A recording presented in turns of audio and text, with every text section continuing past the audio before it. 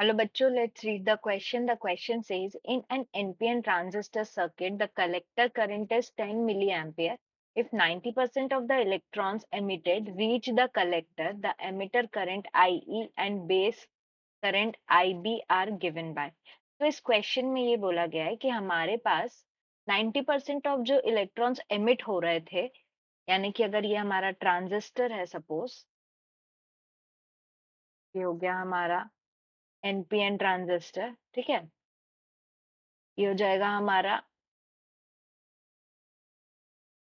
Current का, NPN है तो करंट कैसा फ्लो करेगा, ये हो जाएगा N, this is P, this is N, और ये हो गया कलेक्टर, ये हो गया एमिटर, और ये हो गया हमारा बेस, ठीक है।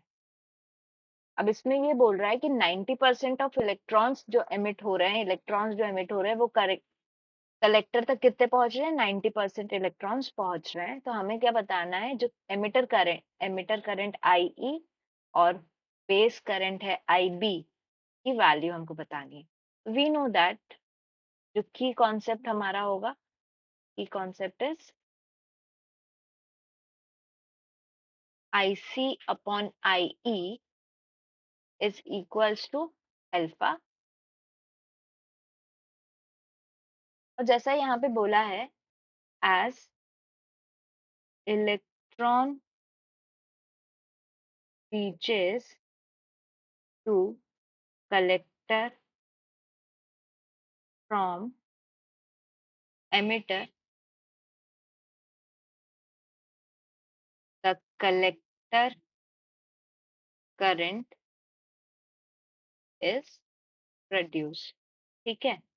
और ये क्या बोला है कि 90% इलेक्ट्रॉन पहुंच रहे हैं, तो सीधी सी बात है कि IC इज, यानी collector current is 90% of IE, ठीक है। As 90% electron emitted reach collector, तो यहाँ से हम लिख सकते हैं IC upon IE is equal to 0.9, ठीक है। अब हमें गिवन है कि IC की वैल्यू कितनी दी हुई है हमको, 10 मिली एम्पियर, तो 10 milliampere divided by IE is equal to 0.9। यहाँ से हम क्या लिख सकते हैं, IE is equal to 10 milliampere divided by 0.9। इसकी वैल्यू कितनी आ जाएगी हमारी, 11, अप्रोक्सीमेटली आएगा हमारा 11.11 मिली एम्पियर। तो ये क्या गया हमारा एमिटर करंट।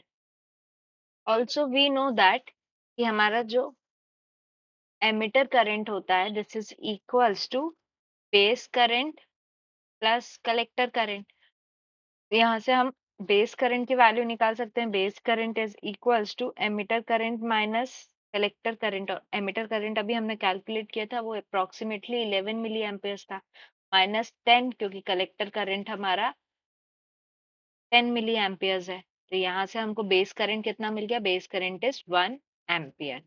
तो अगर हम देखें तो करेक्ट वैल्यू क्या हो जाएगी, answer emitter current is 11 milliampere and base current is 1 milliampere। तो ऑप्शंस चेक करते हैं, तो ऑप्शंस क्या हो गए हमारे, ऑप्शन डी इज करेक्ट।